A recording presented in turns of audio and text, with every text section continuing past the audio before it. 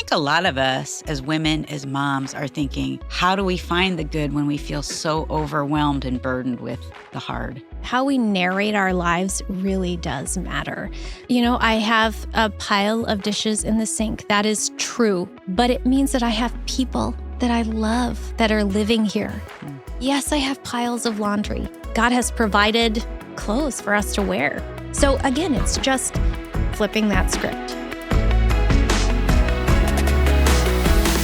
Okay, we have Jamie Erickson with us today, and she's going to talk about overwhelmed moms. Okay, Jamie, just to start us out, I'm going to give you 15 to 20 seconds, and I want you to just name all the things that moms are thinking about. Overwhelmed moms, what's going through their heads? Yeah, meal times, field trip forms, car pickup lines, laundry, work assignments, the insurance forms you have to fill out, the grocery list that's on your counter that you forgot, your friend who's having a baby and you need to buy a baby gift, your husband's work luncheon that you're supposed to make brownies for, his dry cleaning that you forgot to pick up, your teenager who's now dating someone you have never met and need to plan a dinner meet and greet with, youth group outings. I mean, the list can go on and on and on. And you haven't even mentioned yourself. Oh, like, I need to drink something yes. or eat something. I need to read my Bible. You haven't even mentioned that because your heart is always about everybody what else. I noticed? What? The only thing you mentioned about your husband is stuff you have to do for him. Is that what we are? No. I was waiting for it and love my husband. Love my husband. Make passionate love to my husband. Let's rewind the tape. I'll put that number one. Okay, put that in there. But it is true, isn't it? I don't know if men do this, but we as women, I always have that list in my head. Yes. It's an ongoing, ever-present brain drain that just continues to cycle in your head. Brain drain. Yeah. And do you think almost all of us have it, especially, I think even without kids, we still have it. But then you add kids to that picture. I think women are wired that way. But like you said, when you add kids and then the more kids you have, I don't necessarily know it just adds. I think it multiplies. Because you have 5, you would know this. Right. That's true. Well, it's interesting. Ann does this illustration, a visual that's in our vertical marriage small group curriculum. And we just did it last week in Colorado for an NHL hockey conference. Sure. Hey, Minnesota, you're hockey, right? And so in the short version it's an illustration about how men and women, husband and wife, think differently about sex. And it's not always the same, but generally speaking. But I watched it again as she did it. And it's basically the idea, the husband's upstairs, and it's an exaggeration, but he has one thing on his mind. The wife comes into the bedroom and she starts picking up all these bags. She ends up having... I'm downstairs thinking, I know Dave's upstairs waiting for me, but I'm thinking, okay, do we have food for lunches tomorrow? I need to pack all those lunches. Do we have milk for breakfast? What am I having for breakfast? And what am I having for dinner? Does the dog have water? What am I wearing? My mom's sick. I don't like who my son is dating. I need to pray him out of that. So as she's doing a that... million things. And each time I pick up a bag. So she crawls into... You were standing on stools and she crawls into like the bed. And this is what's on... Every time she does this, women stand up and cheer. Yes. And all the guys in the room are like, what is happening right now? That's really your lives. Yeah. It's if you give a mouse a cookie. I think women's minds are always wired that way. We see the one thing that leads us to the next thought, to the next thought, to the next thought. And eventually it cycles back to the beginning. If you give a mouse a cookie? Yeah, that old what does that mean? Picture book from, did you ever read that to your kids when they were little? And grandkids. The mouse sees a cookie and then that reminds him, oh, I'm thirsty, I need milk, which reminds him of this other thing. And, so the cycle. Hence the title, Overwhelmed Mom. Yeah. The subtitle is Quiet the Chaos, Mind What Matters, and Enjoy Your Life Again. And I think a lot of us as women, as moms, are thinking, I don't have time to enjoy my life because I'm so overwhelmed. Mm-hmm. And I'm not sure how to find joy because I'm so overwhelmed. So as I was reading your book, I was struck by your Tuesday night making tacos. You remember that? Yes, very acutely. Take us back to that, because I think so many of us as women are dealing with stuff that's not easy. So take us back to that night that you're making tacos. So I was standing in my kitchen, shoving fistfuls of lettuce and cheese into taco shells, hoping to, bless my family. And all the while, I'm sending a video message to 3 very dear friends of mine with tears coming down my eyes, kind of rehearsing and recalling the last year. This was in 2022. And I have had some very overwhelming seasons in my life, but this year there was just something different about 2022. It started when my husband works at home for himself, and one of his biggest clients decided to pull the plug on their relationship, and that sent our finances into a tailspin for about 6 months. Just after that, my mother's dementia diagnosis increased rapidly, and she no longer recognized me when I called her. And so the emotional, physical, even financial toll of that was hard on all of her daughters, including me. One of my older sisters, who was like a second mother to me my whole life, lost her 7-year battle with cancer. And I was tasked to give the eulogy at her funeral, which no one wants to do. In order to get to that funeral, we purchased a car, and 2 months later, my husband hit a deer with it, and the car was totaled. There was a loophole in our insurance policy that rendered our losses very great, and we wouldn't be fully reimbursed. And this was our only car, not just any car. It was our only car. And, the hits just kept coming, one blow after another in 2022. And so as I was standing at the kitchen that evening making tacos, just pouring my heart out to my friends in desperation. And yes, all of those things happened, but I could not see past any of those things to even some of the hits of the year.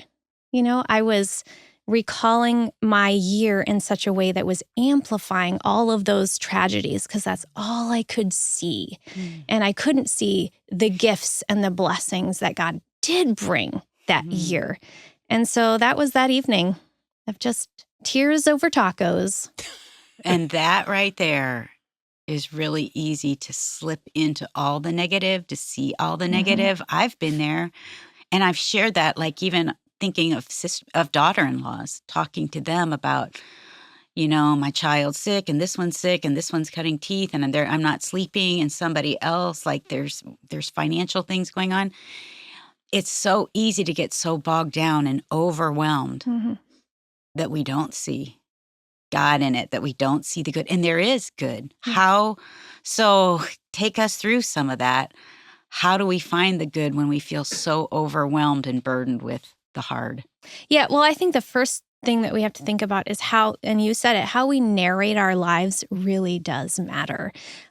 When we forecast doom by only talking about all the things that are hard, we basically step into that. What you narrate about your life, you will step into. And I'm not saying there isn't a time or a place or specific people that we can share our concerns. Obviously, I was sharing my concerns with 3 women that I knew for a fact would pray for me, would call me, exhort me to walk faithful in the areas of my life that I could walk faithful and be steadfast in. But I think in our cultural moment, there is this I'm a hot mess momby, and I'm just, I'm distress dumping on everyone, all the chaotic parts of my life, without realizing, one, the destruction that that's actually causing in your life. What do you mean by that? Because you will step into the story that you tell about yourself. And so if I'm only ever talking about all of the negative and never, ever seeing the good that God has put in front of me, that's where I'm going to stay. You step into the story that you write. And then also, I think it does just exponential detrimental harm to your already overwhelming circumstances. Because when I'll use social media, for example, because this is, I think, the current thing that we all do. We take our worries and our concerns to social media as if, your daughter's friend's soccer mom is actually going to help the situation. She's going to read all about your story on social media. And what's she going to do? She's just going to keep scrolling. She's not going to pray for you. She's not going to call you to practical tips that might be helpful, whatever. So when we share our concerns on social media, or dump all of our things on social media, or even make sarcastic comments because we think that they're funny, keep us all laughing so that we're not crying. Share social media memes about how our lives are one big giant dumpster fire. And some of those are funny. And some of them are very funny because they feel so true, don't they? Do. But what we have to remember is there is a who behind that distress dumping, and it's usually our husband and our kids. Yeah. We're sharing some intimate details about our lives in negative ways about the people who really should matter the most to us and that we love the most. And I guess I would just really exhort a woman to ask themselves, would I want those same thoughts shared about me on social media? And is that all you're feeding your brain? Yeah. Because if you're not in God's word, if you're not seeing the greatness of your husband or your Right. kids and your life, then man, we just wrote a book, and one of the stats I said was that 85% of our thoughts are negative and 95% of our thoughts are repetitive. So That's think good. about that. Yeah. When Paul says to train up our minds, to take our thoughts captive, and that we're transformed by the renewing of your mind, that makes sense then. Like, I have to fight against what you're saying. And I love that even the title of that chapter, Narrate a Good Story. Yeah. Death and life are in the power of the tongue, Proverbs said. So you can actually bring life to your overwhelming days when things feel fractured and broken and bitter and bruised. You have the power of words to flip the script. What's that look like? How do you do that? Well, I think one, it's know who to take your concerns to. First and foremost, That's are good. you putting them at the feet of Jesus, the one who can actually do something about it, and doing that proactively? And then, are you gathering a community of other women, not just women who rub shoulder to shoulder with you? I think there's definite need for that. Like, I need another woman who is also raising children A friend, in a peer. porn culture and knows what that looks like. But I also need to reach ahead to a woman who is farther along on the journey and can look back at me and say, yes, the journey, the way is hard, but it's good. So keep coming forward. And this will pass. Yeah. Right. And Yeah. I think that, God has designed the church, and I mean like you and me, the church, not necessarily a building, for that purpose. And I think when we when we're looking for those people who can stand shoulder to shoulder with us and for us and like be the person standing in the gap on behalf of us, our families, our kids, that's who we should be looking to. Our other women within our local body of believers that God has put right in front of us. I say that all the time as a woman, and maybe men are like this too, Dave. You'll have to say that. I always need somebody ahead of me, beside me, and behind me. Because no matter how old you are, you have somebody behind you in age who are discouraged and they're walking through maybe what you did walk That's through. right. It's exactly what you're saying. Man, but that feeds your soul. Mothers, sisters, and daughters in the Yes. faith Yes. is what I always say. And I think you're right. Every woman needs an example of each one of those relationships in her life. What Now, about do you have that? Yes, absolutely. Yeah. How often do you get to talk to like your mentor? Not as much in this season as I would like.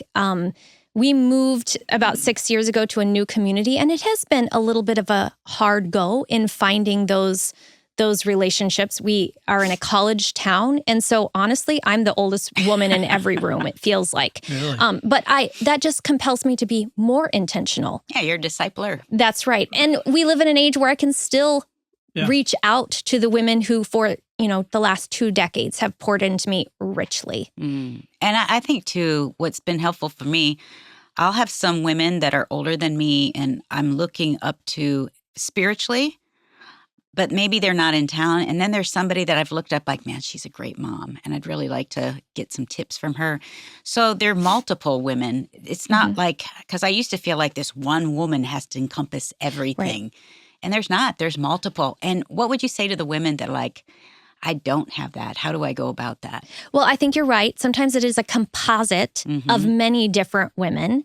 I think, too, you can reach outside just three-dimensional women if need be. I wouldn't say that should be your first go-to, but God has placed wonderful women in book form in my life where I needed a specific, some specific help, some spiritual mentoring in a very particular way at a very particular time. And there just wasn't that in my local circle. I had definitely had women who were praying for me in general capacities and helping in general ways. But for some very specific points in my life, I have had to look to books or women like you who share their wisdom through this kind of space. We had a woman, I talked to her at a conference and she said, Ann, my mom passed away 3 years ago and someone plugged me into Family Life today. I started listening and I feel like, she said, I know this sounds super weird to you. I feel like you're kind of that mom figure for me. Like you're helping to mentor me in this season of life of little kids and marriage. And I thought, man, that's amazing. Like what an incredible gift. But I think there's also something to having, like that's really important, but also to have a few people near us too. Right. Physically. Because somebody who is behind a microphone or behind a screen, you might be able to glean wisdom from them, but you can't necessarily dissent. You can't necessarily ask a question, a clarifying question. They can't necessarily exhort and call out sins and perhaps pivot you in a helpful growth direction. So it's a both and, I think. Me too. That's good. Yeah, and even having them in your home. You know, I'm thinking at our church, we did a series on discipleship called The Color of Your Dishes. My son wrote the series. And I'm like, what is this color your dishes idea when he came in to pitch the series? He goes, well, when you're in relationship and discipleship, you know the color of the dishes of your mentor. You're in their house. You're not just at a coffee shop or reading their book. You're sitting in their house watching them discipline their kids, watching them roll around in the backyard on a trampoline with their kids. I'm like, that's good. How do overwhelmed moms do that with other overwhelmed moms? Do you do it? Yes. Well, to your point, I often say those are my bathing suit moms. Like they've seen me in a bathing suit. That's the kind of relationship that we have. Yeah. Things are real. Yeah. Yes. In different seasons, it has looked differently. When I had young kids at home, it was play dates. We would get together with other moms, both in my same season, but also moms. I remember specifically, there was a mom in our church that her kids were just a few years older, and she had a teenage son, and my youngest at the time was still in diapers, I think. She graciously invited me. I was a worn out, wrung out mom of, I think at the time I had 4 kids. And she saw that deer in the headlights, just desperation in my eyes one day at church. We barely knew each other, but she extended this gracious invitation to come have coffee on her porch, bring the kids. And I know she must have whispered to her son, she's got a lot of boys, and I want you to be helpful today. Because that young man, he was maybe 13 years old, took my sons in a little red wagon all around the property, just entertaining them for a couple hours so that she and I could just have just a lovely conversation. It wasn't necessarily, here's some wise sage advice. It was just, I see you. And years later, God brought that young man, he's now an adult, married. He brought that young man into my sons' lives again, returning again in their life. And now he's a mentor, leads them in youth group and disciples them. What a kind gift that was to me. A mom who was just a little bit older, who wasn't just standing in the grocery store aisle saying, cherish this time because it'll go by so fast. Of course we want to cherish it. Of course we want to love this time. But I need help right now. Practical hands and feet care. So I would encourage you, if you're on the other end of that spectrum like I am, where, I have teens and young adults, I'm still mothering, But my kids still need me. They just need me maybe in less relentless ways. I'm not in the mom heavy years anymore. That I remember what those years felt like, where I felt like somebody had just put me in a veggie peeler. It's a great illustration. And so I don't do this perfectly, but I am very well aware of those women in our church and try to the best of my ability, provide actual practical help for them. Well, Man. here's my question. Actually, not a question. I want you two to talk to the husbands. Sure. Because I'm hearing that story. I'm like, that's so beautiful what she did, even her son. And I think a lot of us guys who are, and I'm literally thinking of the husband who's married to a woman in that stage. They're in the, what do you call it, peeler? I feel like you're in a veggie peeler. Yeah. You're living in that time, that season of your marriage. Because, we've all been there. Coach up the men. How would we as husbands, what do you need from us? How could we help? Well, here's one practical What are you tip. laughing about? I'm sure you have many. No, I'm just laughing because I was resentful because he wasn't helping. Yeah. And then he comes home at the end of a day and unloads his day on us, which they're all positive things, but we can easily see and think to ourselves, oh, you got to eat lunch in a break room with people wearing actual pants. And nobody was asking you to cut up their food or zip up their pants because they just came out of the bathroom. You got to eat full meals, not goldfish crackers and a couple bites of PB&J. Then the bitterness and the resentment does creep in. I will say, let me go back to that mom first and foremost. And it goes back to narrating a good story. We have to remember, and this might be something you need to write down and see every day.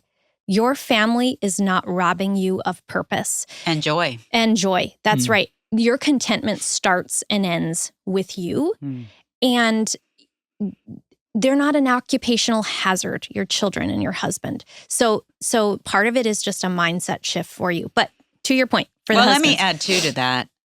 I think it's really easy because we can become so miserable in our own narrative.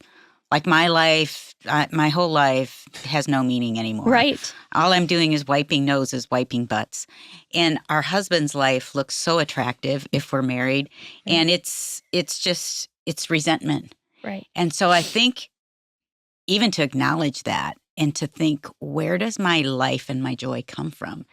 I was so beat down, I think, and overwhelmed that my walk with God was suffering. Like I didn't even know, like, how do I do this with littles of having, like I used to have these great long quiet times, read my Bible for an hour.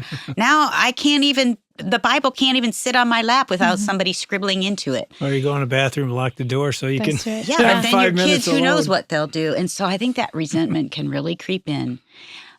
And then I can look at Dave as my husband as being the problem. Right. And it's not him. It's not my life that has trapped me. These are it's exactly what you're saying. These gifts that God's given me, and our full satisfaction can only come from him. That's right. Okay. What were you going to say? And there will be times in our faith walk, whether we have kids or not, where there will be snacking seasons and feasting seasons. Oh, that's good. So what's that? When you have a lot of littles, you snatch the word in the nooks and crannies of your day, and you might only be able to read a verse here or there. But man, during or that play season, the verse, listen to it. Yes, listen to it. I wrote out scripture on cards and plastered every available space with it because I couldn't just sit with my Bible open for hours on end, but I could put the word ever before me. Yes. So that it was it had the first and last word on the chaos of my day. So I'm now in a season where it is more feasting, but I never want to forget the good of the snacking season and what you where learned. God met me right there in the dust. And isn't he just like that? When you look in scripture and you see Jesus, he was meeting people right alongside the way, right where they were at the well, casting nets over the side of a boat. He was meeting them right there in their present moment. And he did that for me in those early years. And I hope that I can encourage other young moms that he will do that for them too. I'll tell you what, if there was one thing that brought us together when our kids were teenagers, It was prayer. What parent doesn't need God to help them raise teenagers? We want to help you if you're going through great things with your teens and hard things with your teens. So we've got a prayer guide to help you pray for your teens. You can go to FamilyLife.com/prayforteens and download the prayer guide. It's a free download too. Again, FamilyLife.com/prayforteens. But to your point, back I was to, going to say, you got to the get husbands. back. We got to Yeah, we're circle getting back. back to those You got to men. get the men. One thing that I credit this to my husband, we did have a conversation about it, but one thing that I really appreciated him doing is when he got off work every day, he had about a 15-minute drive to just cast off the burdens of what he just did at work, and reset and reframe his mind for re-entry into our home. I didn't have that luxury because my work, home, play spaces were all souped together. And it never ended. Yeah, never ending. Yeah.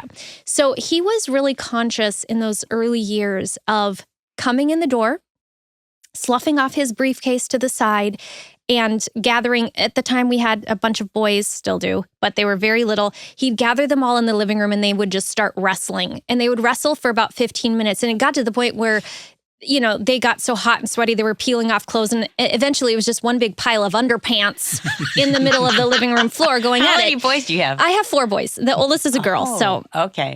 so he would give at least 15, 20 minutes of undivided attention to the kids, which only benefited them because, of course, he was the anomaly, the new fun thing in the room. So they wanted to be with him. But it allowed me to just go in the kitchen and sip some tea for a minute, maybe brush my hair, throw on a little lip gloss so I could feel like a person again. And so that was like my drive home reboot that I needed so that I could shift from, being the enforcer with all my kids to being a wife that loved him and was excited to see him and could find joy again. Dave did that same thing. We have 3 sons. And I can remember when he shifted that as well. Like he came in and he was so fun. And you know what I did? I went and worked out. Not when they were super little, but when they were old enough that Dave could wrestle with them and play with them. I just thought, I need this for my sanity. It's part of who I am. I got a good workout in. And I would come home and they would be a sweaty mess. Yeah. So sweaty, so tired. Their faces would be beet red. And Dave still does it with our grandsons. And I'll tell our sons, and we have 4 grandsons, the boys need a good sweat every day. What do girls need? From Dad? Yeah. Just undivided attention, a listening ear, and physical affection in appropriate ways. I shouldn't say just. That's probably the top of the list. That's so good. Yeah, and I would just say, if you're a husband listening and a dad, because I didn't do that initially when we first had kids. I would be driving home and I had to make the shift your husband made, but I hadn't gotten there yet. I felt like when I walked in the door, I had a hard day. Yeah. You don't understand what I've been doing all day. Of course, I don't understand what she's been doing. But I was so selfish. I was like, give me a break rather than throw me a baby. Right. And I had to make a shift. Guess what? My most important job is when I walk in that door, just like your husband does. On the drive home, I had to shift the narrative. Okay, yeah, I had a hard day. I bet you hers was harder, but even if it wasn't, doesn't matter. Yeah. I am called to disciple this family. It's more important than the job I just left, and I'm a minister, so those people matter, but they don't matter as much as these people, and you have to make that shift that sounds like your husband did, and that's what your wife is longing for. Come in and be my partner, right? And I think if we're both considering the interest of others, as Scripture says, all of that will get done. And it won't be well, you did this, but I did that. You had this day, but let me tell you about the day I had. Oh, I did that. Your compare day. whose day was harder. I would say what you had mentioned earlier, you ate lunch with a friend. Right. What was that like? And Were then they I'm just in quiet? Then you're lying, oh, no, I didn't really eat You went lunch. to the bathroom by yourself? That's right. Without little hands sticking underneath, Yes. calling for your attention. Talk about, because I thought this was funny, your little Pinterest time in 2010 when you got on Pinterest and you were I'm going to do this. Yeah. Well, Pinterest was launched in 2010. Right. Some may not remember it because it was a subtle launch. It wasn't Very subtle. advertised. It was just like boots on the ground, grassroots advertising. But those of us who did latch onto it, we reached for just the sinful superlatives that Eve reached for. You know, like God gave her what is good, but she wanted better and best. So every single title, the clickbait titles of like, 5 of the best fall soups. You know, you can make 8 perfect spiralized zucchini spaghetti recipes. And here they all are. We wanted to reach for all of them. And we weren't necessarily wanting to be the best at everything, but we wanted to do what we were doing with excellence. And I hopped on that train full force. So how old were your kids then? I think 2010, at that point, I had 4 under 5. Yeah, 4 under 5. That is not the time to start. This is a great diversion, though. Yes. With kids those age, you're looking like, I need a little something. Right. And I think there is something to that. Yeah. I think there is something to continuing education as a mom. Absolutely. And continuing to either increase in a skill that you already have learned or learn a new skill that will kind of help alleviate some of the overwhelm that you're feeling when you feel like, I can't do this. It's a little pick-me-up. Right, exactly. And so I reached for all the things, though. All of the things. And I think that's, when we're talking about overwhelm for a mom, I think there's 3 reasons why we are overwhelmed. And that comparison, when we look at other women and all those women on Pinterest who are adding to their boards of, I'm doing this, I'm doing that, you should be too. And we hear this chorus of bossy online voices telling us what we should and would be doing. We keep adding to our plate of things that maybe are not ours to do. And so I was getting, some of my overwhelm was self-inflicted. You know, I did the Amish friendship bread. I started making quilts. I started gardening. I have no green parts in my body. I am the last person who should be gardening. And yet I had somehow convinced myself that I was going to be not just a gardener, a farmer and grow all my own organic food. We're having a garden. That's We're going to right. do a garden. Kids can learn from this. I'm going to make everything from scratch. And yeah, I fell for all the clickbait titles. And boy, was I overwhelmed. You just have to share, like, even your quilting thing. Yeah. So I learned how to quilt. I actually did have a lovely woman, my same age, knew how to quilt. And I looked to her and her beautiful quilts and thought, well, that's what I should be doing too.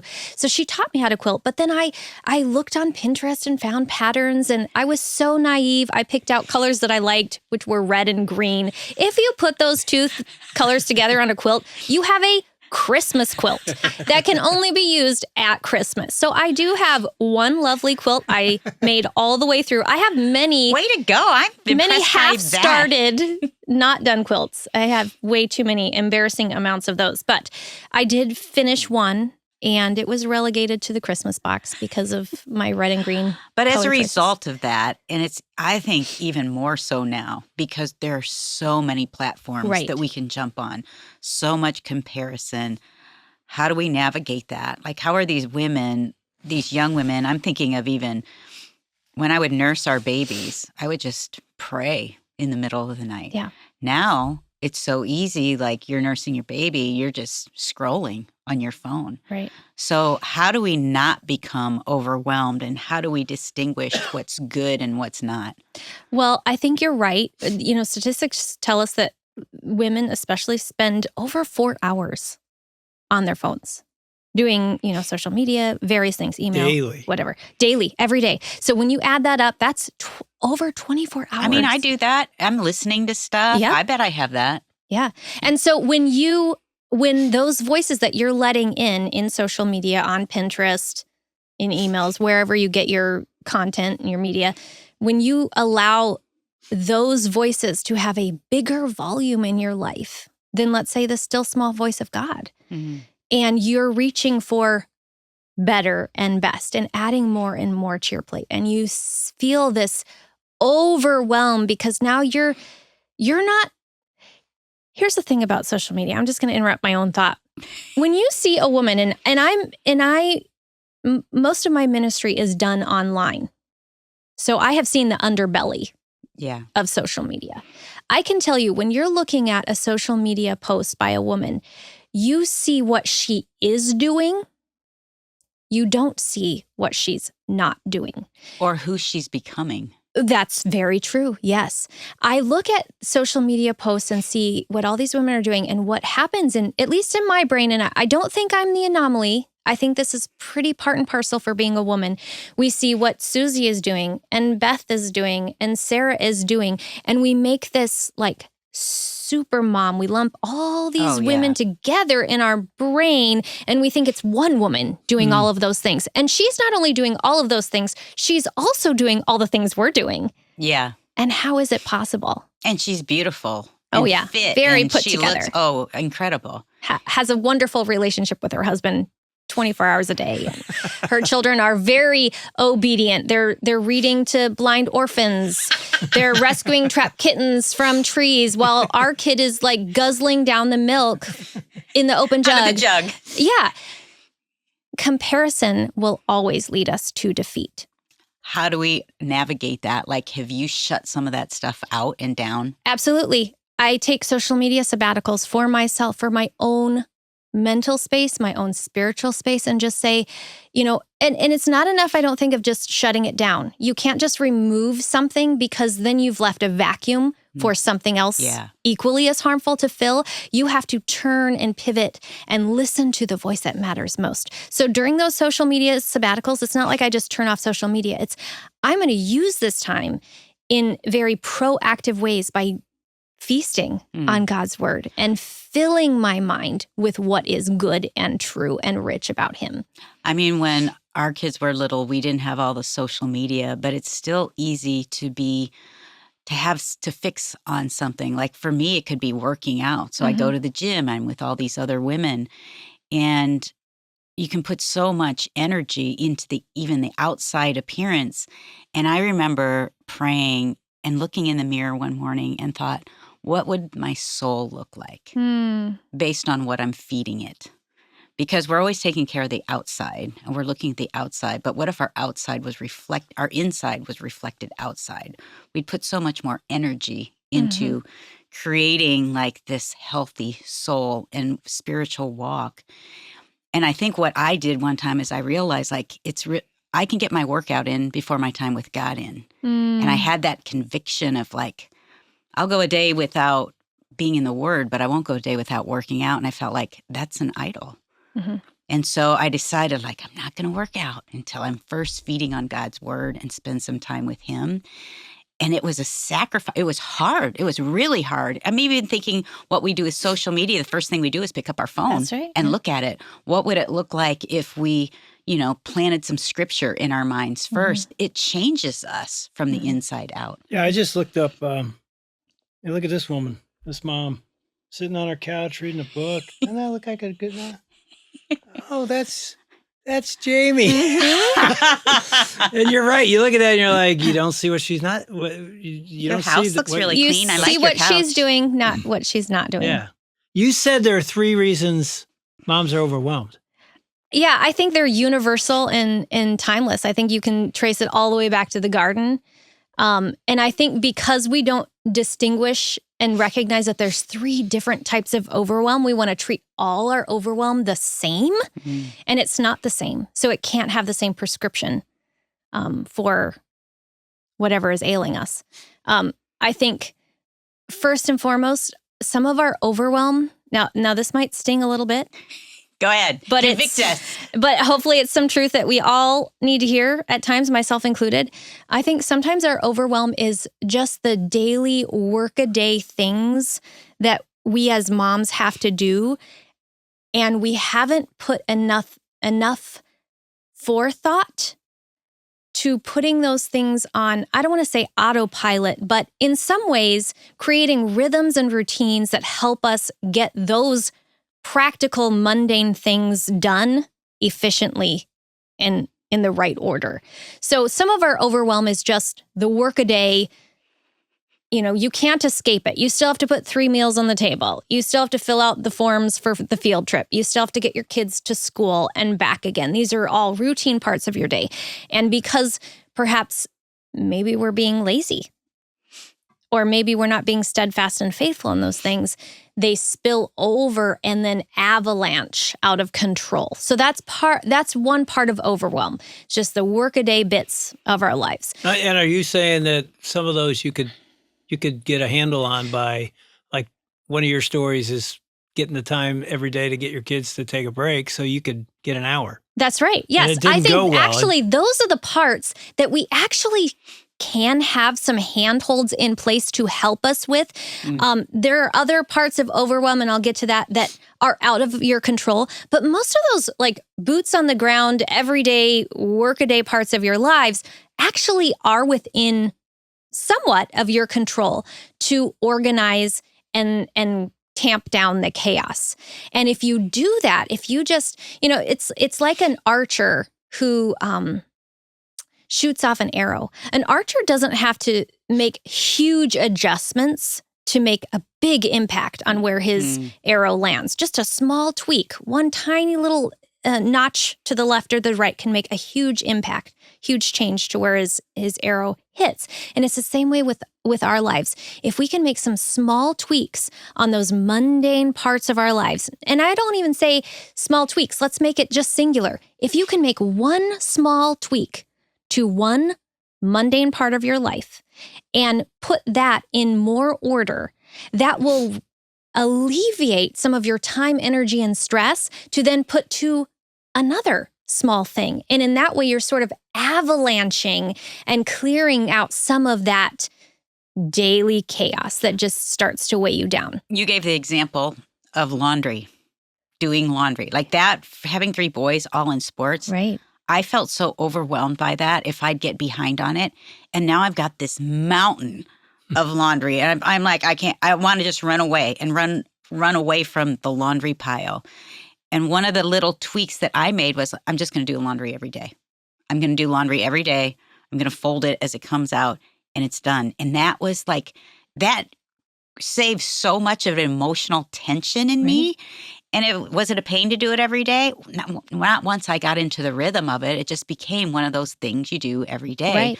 What are some of the things that you did? Well, science shows us that about 40 to 60% of our day is on autopilot. The difference between an overwhelmed mom and a mom who's just living her life smoothly is that she has been intentional to put some rhythms in place for those 40 to 60%.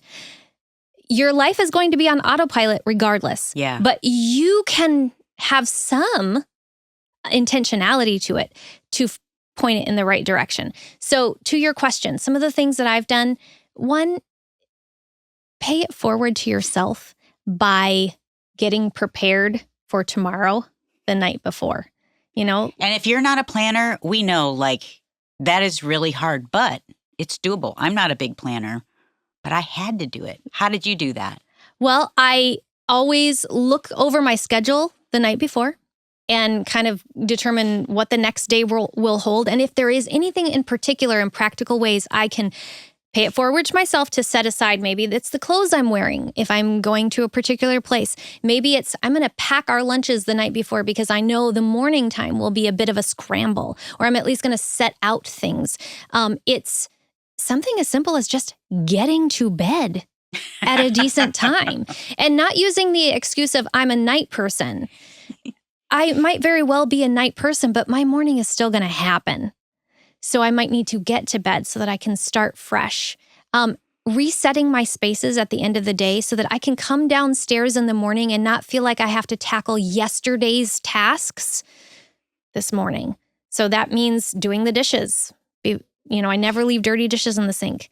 I have teenagers now and they stay up past me. So sometimes there are dirty dishes in the sink, but I don't take any credit for that. Resetting the living room, all the communal spaces. So I don't have to wake up growling or feeling bitter and bruised. So that's one easy tip is just pay it forward to yourself. And I think even to looking at your schedule, like, this, there's a lot of times that it's easy just to veg out on a great Netflix, series. Not that that's wrong. Or we just scroll for hours and hours. You can like lose hours doing that. I think when I can do some things, it's an escape Yeah. Like, I don't want to face tomorrow or face what I need to do. How would you encourage those women? Because, Well, I'll ask you a question. Okay. When you do scroll and you do veg out and sort of escape by scrolling or whatever it is, fill Right. in the blank, whatever your escape happens to be, what happens to the overwhelming tasks? it's way worse. right. Right. And so you're kicking yourself. And then now you've got a dialogue like, you're horrible. Right. You know, look at what a waste of time that was. But it's that getting into the. It's not a filling. Yeah. Mm-hmm. Yeah. It's not So a feeling. in regards to a phone, I always encourage moms to analog their lives as much as possible. Yes, I can have an app that I put recipes on. Yes, I can have my schedule on my phone. And there is some definite convenience to that. But whenever possible, go back to the old-fashioned pen and paper method, because you might, click on your Pinterest app to find that one recipe that you're hoping to make dinner tonight. But then you see the dress that you need to order for a bridal shower. And then you see a lovely playscape that you want to redo your kid's play bedroom in. And before you know it, you've squandered at least a half hour, because that time goes by much faster than you think it Totally. does. And then you've eaten a whole half-hour chunk of your day just finding that one recipe. So instead of reaching for the phone and putting your whole life on the phone whenever possible, and I know it kind of makes me feel like the old lady in the room when I take out all my paper planners and I have my old-timey recipe book. That's okay, because it's giving me back the life that I actually want. That's good. Let me just pause and say this. Our financial partners are the heartbeat of this ministry. Yes. And when you join this monthly giving community, you're not just donating, you're building something eternal. And we'd be incredibly honored to have you on the journey with us. We really would. So here's the question. Will you join us today? If so, just go to FamilyLifeToday.com and you can click the donate button right there and become a part of the monthly partner program. Okay, back to the conversation. I want to get back to the other types of overwhelm if we could. I was going to ask Yeah. you. So the first one, like I said, is like when you're not tackling the daily overwhelming parts that are just part and parcel of being a mom, right? The second type of overwhelm is the overwhelm that we get when we take on other people's things. Oh. Take on other people's roles and jobs. And that often happens when we're scrolling social media. And like you said, we see what all these women are doing and we think we have to do it too. So now we're adding and adding and adding things to our plate that were never meant to be ours to begin with. No wonder we're so overwhelmed. That year in 2010, when I wanted to do all the things because Pinterest was so luring and captivating, I was very overwhelmed, but it was kind of self-inflicted because I kept adding to my plate.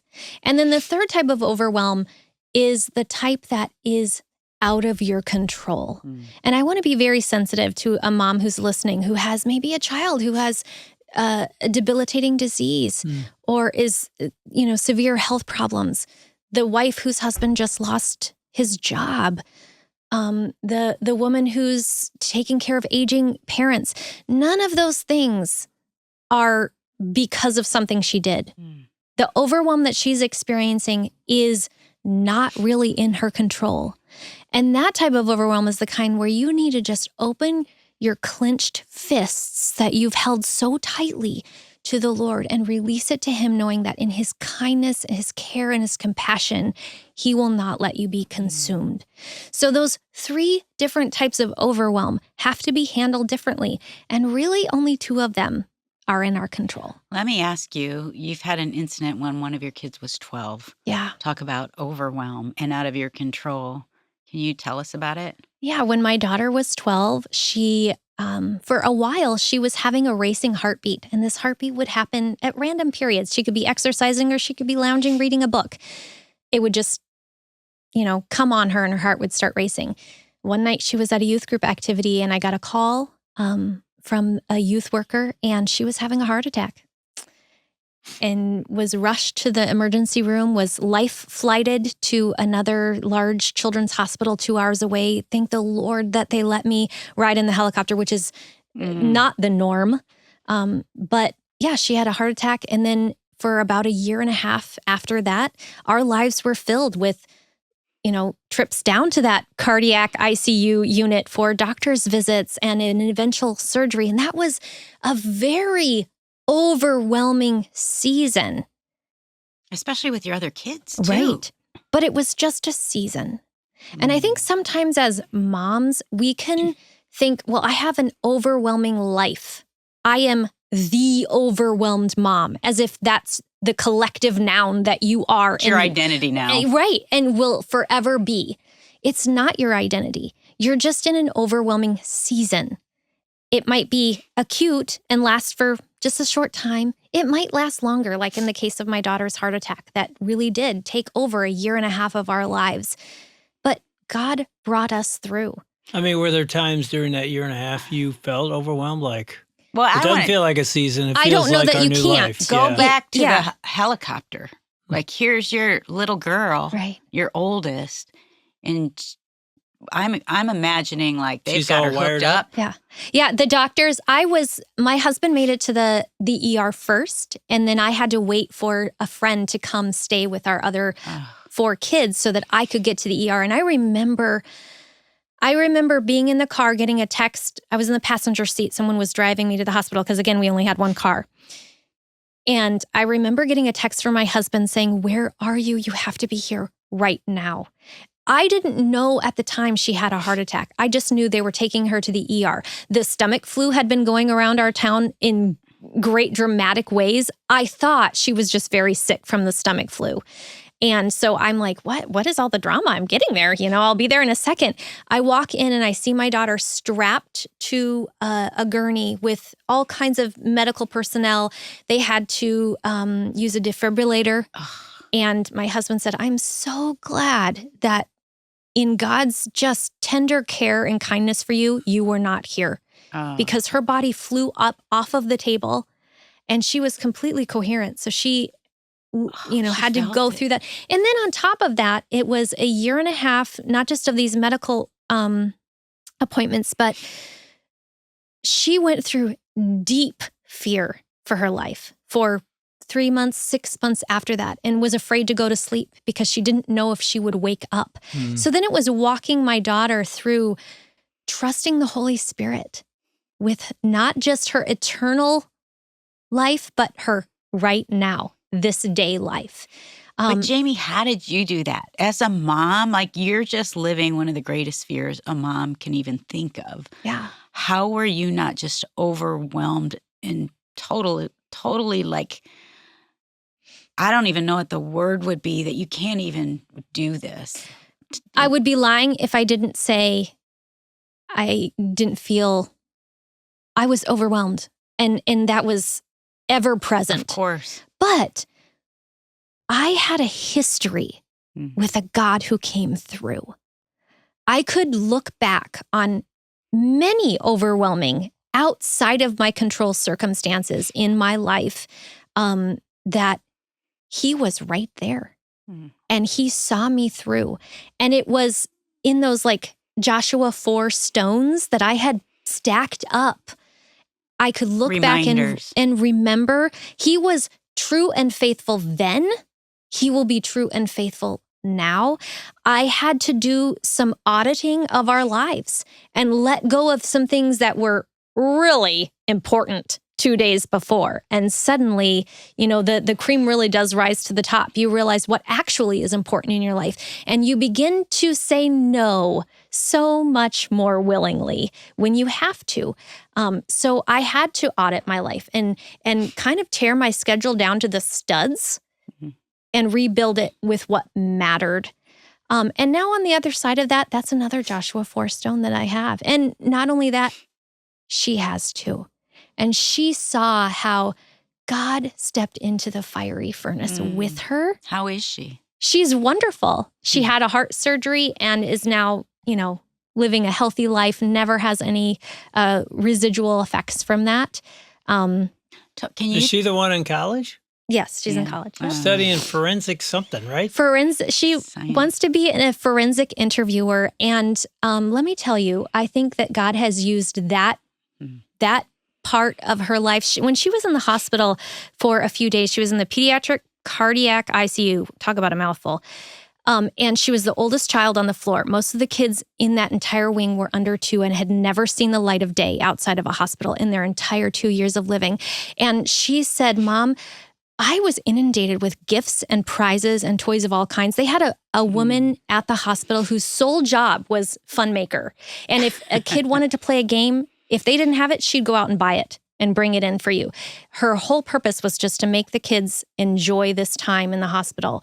And so when she got out of the hospital and she carted all her toys and trinkets that she got from various nonprofit organizations home, she said, this is wonderful, but I have a bedroom full of toys already. And she began thinking about kids in other countries and in the foster care system that didn't have that luxury. And she spent that year collecting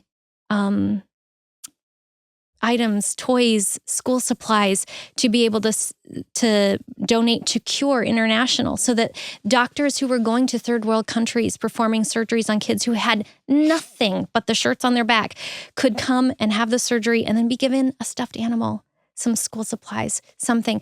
And I am a firm believer that God will never give us a message to deliver that he does not also want us to walk through. And that was the message he wanted her to deliver. And she has spent the rest of her life wanting so deeply to care for children in difficult circumstances. So she's going to school right now to be a forensic interviewer, which is a counselor who interviews kids who've experienced the worst traumas imaginable. And then they go and speak for them on their behalf in the court system. Oh, it's that old Swindoll quote that God, if we trust God, he will never allow our pain to be in vain. Right. He's using every piece of that. Your pain becomes your purpose. Yeah. And it also becomes your authority. Like she can speak to things that even you and I maybe aren't allowed to speak to. Yeah. A fear. Like she went to bed every night for 1.5 years thinking, I don't know if I'm going to wake up. And that is a debilitating fear for anybody, but especially when you're 12 years old. And so she can speak to people's pain in ways that probably I will never be afforded. That.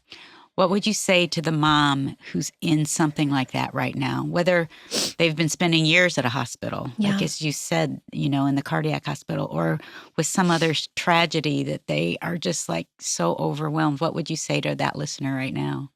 Mostly that I see you. And that is something that women need to hear, because I cannot solve all of your problems. I can't erase the pain, the brokenness that you feel right now. I might be able to give you some helpful tools. I might, if I know you personally, be able to give you a few practical things that will help. But most women just want to know that they're seen, that their pain points are acknowledged. And I would definitely pray for and with her.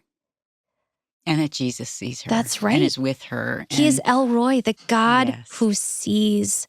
And that really does matter in your deep grief and deep pain. I remember when my sister passed away and I had just launched my second book and I was in the middle of public speaking tours and publicity campaigns and had a microphone in my face at every moment, all the while, sucking in the tears that were just threatening to fall. And all I could do was repeat the verse, "We don't know what to do, Lord, but our eyes are on you." And I had that verse on permanent repeat because I didn't know what to do. It was one of those seasons of overwhelm that was outside of my control. I couldn't cure cancer. And so I had to say goodbye to a dear sister and what felt like a mother to me. But God was still there. And Revelation says that that we'll defeat Satan by the blood of the Lamb and the word of our testimony. The blood of the Lamb was Christ's part. The testimony part is our part. And so I can hopefully encourage and help equip another mom by sharing my story and say, see the goodness and the delight of God and how he walked me through this. He wants to do that for you too. I love that you get super practical. Like one chapter is called Just Start. Yeah.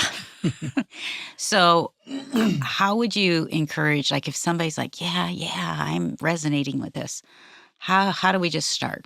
Yeah, we get overwhelmed by not even knowing where or how to start in this big thing. We see the big, huge pile of papers on our kitchen counter, all the field trip forms and the school forms and the insurance forms. And You have a lot of forms, don't you? Yes, there's so many kids come with so many forms. And we can just see this big pile and think, well, I'm going to need a whole bulldozer just to shovel my way out. Since I can't do it all, I'm just not going to do any of it. But you eat an elephant one bite at a time. So you just have to start. And part of that is knowing a good order of operations for whatever kind of task you're trying to tackle. I think that is another thing that women struggle with. They just see this big mountainous task ahead and don't know how best to tackle it. And they're usually with those practical pieces of overwhelm in our life, there really is a better order. I won't say a right order or the best order, but there often is a better order of tackling a task. And some of that is just learning the better order. And, you talked about laundry. Laundry was always a point of contention in my house. I have 4 teenage boys that do sports. And let me tell you, nothing will sting your eyes quite like the palpable smell of baseball cleats. And when you have an entire closet full of them, laundry becomes so overwhelming to most moms, especially if you have many. And it was very overwhelming to me. There were other parts of my life that were overwhelming that I just couldn't tackle or maybe didn't want to tackle. But laundry was right in front of me. It was something I had to do every day. So I just determined I'm clearly not doing this right. I'm just doing it the way that I was always taught to do it. You throw the laundry in, you pour some soap, you turn, beep, boop, boop, a couple buttons, and you let it go and let the water do the work. And that was my lather, rinse, repeat every day. And I was still overwhelmed. The laundry was still not getting done. So I just decided I'm going to read a book about doing laundry and pick up some helpful tools. Now, let me tell you, it does sound very boring to read a book about laundry. Sounds really boring. It was riveting. I didn't know they existed. Quite a page turner, let me tell you. But at the end of that book, I had some very practical helps for doing my laundry that have now saved me money, saved me time. My laundry is actually getting done. And one of the biggest practical tips was, Jamie, you don't always have to do the laundry. You have 5 other people that currently live in your house that are fully capable of doing laundry. So set a routine schedule for them to be able to do their own laundry. Teach them how to do it. Inspect what you expect and then release them to do it. And that's one less thing I have to do. That's good. So your kids do their laundry? I do no laundry anymore. Nice. I do some folding. I fold my clothes and my husband's clothes, but I have outsourced. And that's another key to overcoming your overwhelm is to determine what you can delegate, what you will have to dismiss, and what is yours to do. And in that case, laundry was certainly something I could delegate. My kids were fully capable. And actually in handing over that job to them and saying, I trust you to do this well, you are capable, it helps them to step into that capability and gives them autonomy and independence. And the more they can step into autonomy and independence, the less I have to do for them because they are fully able to do for themselves. And you're equipping them for life. That's right. And freeing up a little bit of my overwhelm. Yeah, but aren't there some moms that just feel like this is my job? I should do this. I'm not. That's, my husband shouldn't do it. My kids shouldn't do it. That's what I should do. What do you say to them? 2 things. One, you're crazy. This is not your job. Some of your overwhelm then is self-inflicted. Mm-hmm.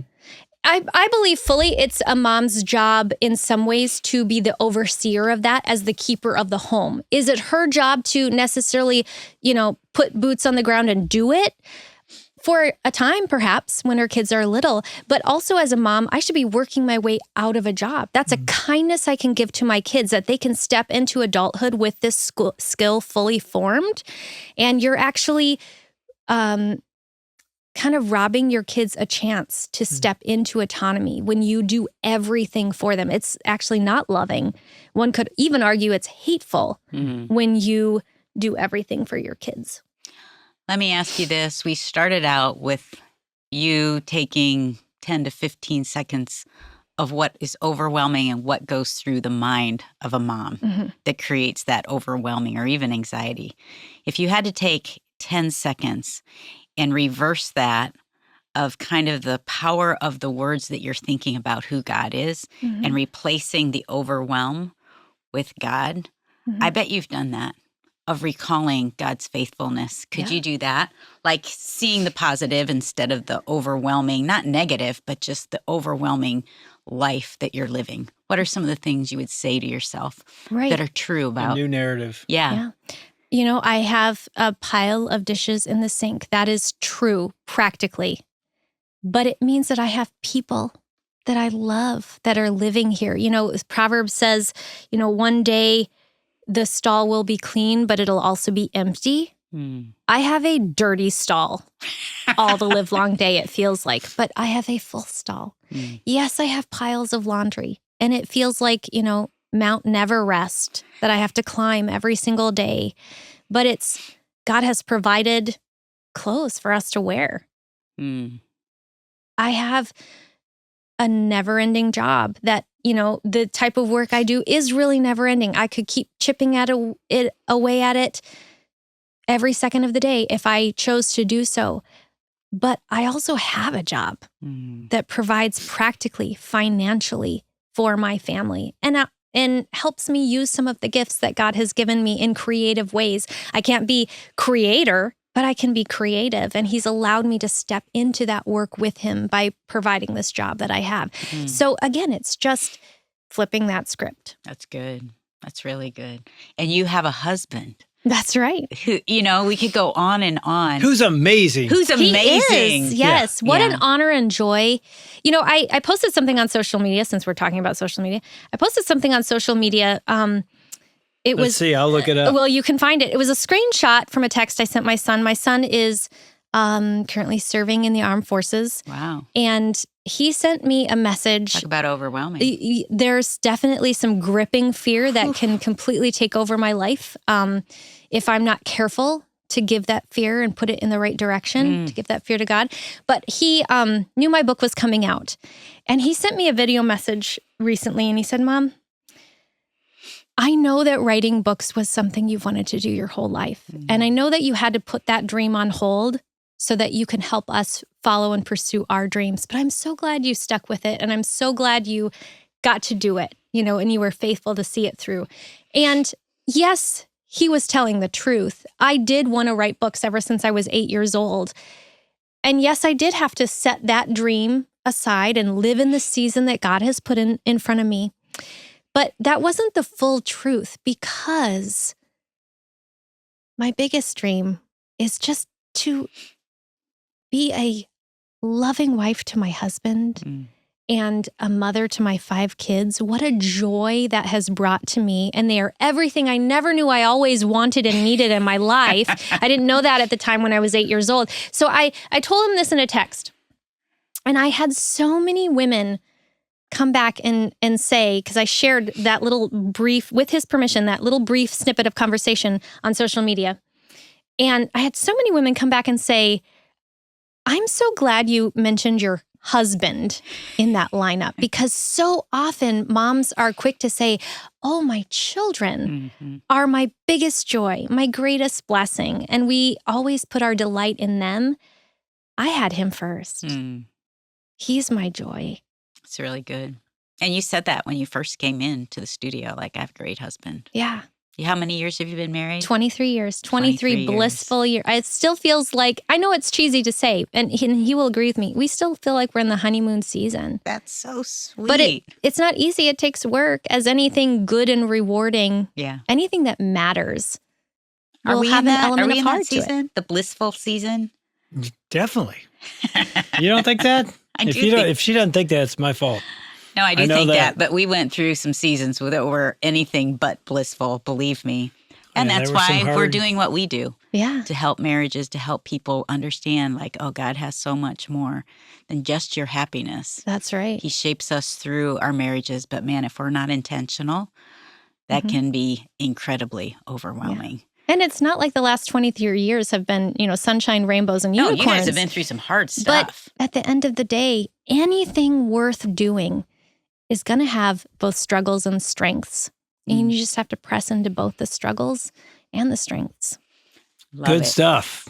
And I would just say to our viewers, if you want to get the overwhelmed mom, because you are an overwhelmed mom or you know an overwhelmed mom, FamilyLifeToday.com. Go to the show notes. There's a link there. Buy the book. Buy the book for you and a whole bunch of other moms. It'd be really good And to give do it this out. book as a group of women. Yeah. I like that idea. Thanks, Jamie. Thank you so much for having me. It's been a joy. Hey, thanks for watching. And if you like this episode, You better like it. just hit that like button. And we'd like you to subscribe. So all you got to do is go down and hit the subscribe. I can't say the word subscribe. Hit the subscribe button. I don't think I can say this word. Like and subscribe. Look at that. You say it so easy. Subscribe. There it goes.